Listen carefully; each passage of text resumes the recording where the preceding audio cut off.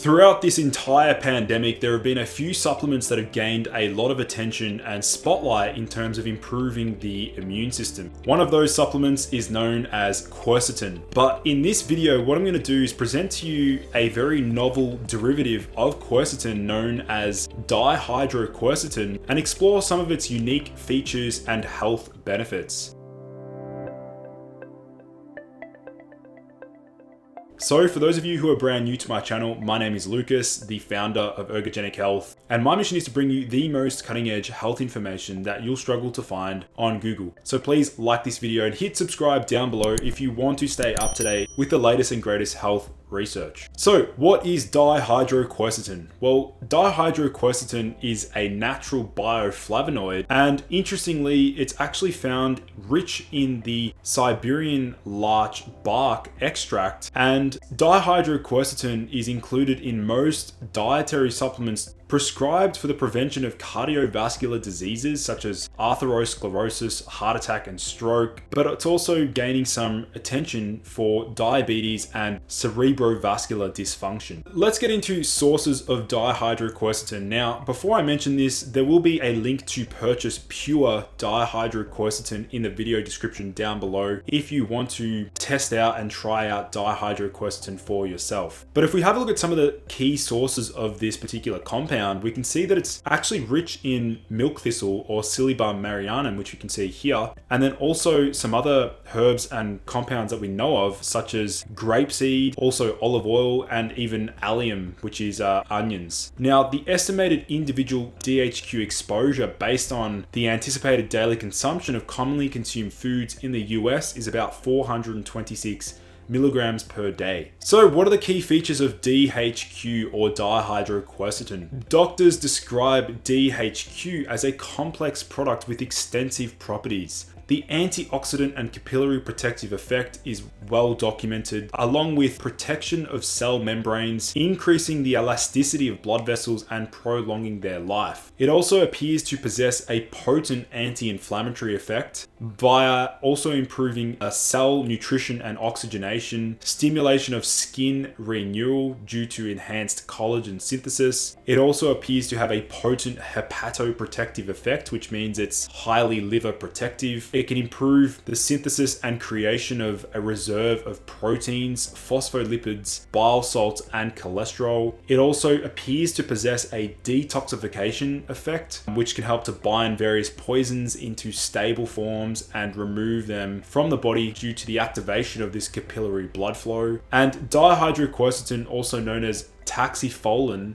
has been shown to have anti-proliferative effects on many different types of cancer cell lines by inhibiting cancer cell lipogenesis. So these are the main areas that I'm really interested in looking at when taking an analysis of dihydroquercetin. So we know that it has antioxidant effects, or it has antioxidant properties. We know that it has liver protective effects, so protecting the liver and helping to regenerate liver cells. There is some research in rodents suggesting that it can improve or delay Alzheimer's progression. There's also some research suggesting that it has anti-hyperglycemic effects, so potentially actually improving insulin sensitivity. It also has anti-diabetic properties, which sort of ties in there. It possesses cardioprotective effects, so improving cardiac function and also cardiovascular support. It has anti-psoriatic activity, so good for psoriasis. Anti-hyperuricemic activity, which is basically reducing uric acid buildup, and then chemotherapeutic activity as well. If we have a look at some of the research on this taxifolin, which is dihydroquercetin, that's the other name. DHQ is basically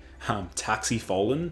We can see that it has a broad spectrum mechanism of action. And this is very similar with many other flavonoids that have, numerous amounts of research on, such as resveratrol, pterostilbene, and some other antioxidants such as sulforaphane. I would cluster in taxifolin alongside with apigenin, resveratrol, and even sulforaphane, and some of these other really well-known flavonoids, which again, I truly believe these flavonoids have potent health promoting effects. This is also one of the reasons why I don't think the carnivore diet is sustainable in the long run. We need these flavonoids to actually protect our body, to build up our defense mechanisms and systems. So dihydroquercetin versus regular quercetin. Well, in this study that was conducted in 2009, the study was titled Comparison of Quercetin and Dihydroquercetin, Antioxidant-Dependent Actions on Erythrocytes, which are red blood cells, and Platelet Membrane. Now, what the authors noted in this particular study was that dihydroquercetin was more potent than quercetin in inhibiting superoxide produced by xanthine oxidase. So basically, this study does appear to preference dihydroquercetin as a higher performing antioxidant than regular quercetin. What I wanted to do in this video is not to dismiss a lot of the benefits associated with quercetin. I truly do believe quercetin has, vast amounts of beneficial effects on human health, but I also think that dihydroquercetin can play a role and offer some unique areas that it can contribute to health that quercetin alone does not appear to do so. This next study here was titled Dihydroquercetin Ameliorated Acetaminophen Induced Hepatic Cytotoxicity via Activating Specific Pathway and Autophagy. So we're seeing here that dihydroquercetin appears to have potent, as I mentioned before, liver protective effects, particularly from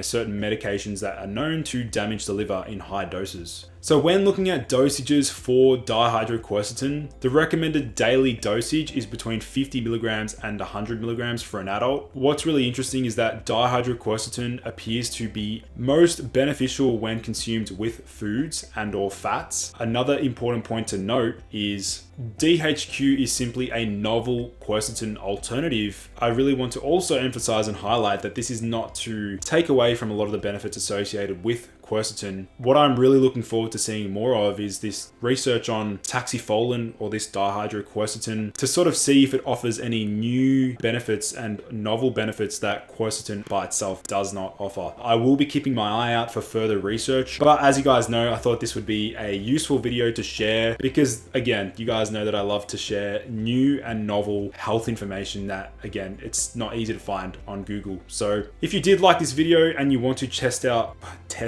DHQ, check the link in the video description down below. But otherwise, I look forward to seeing you guys in the next video.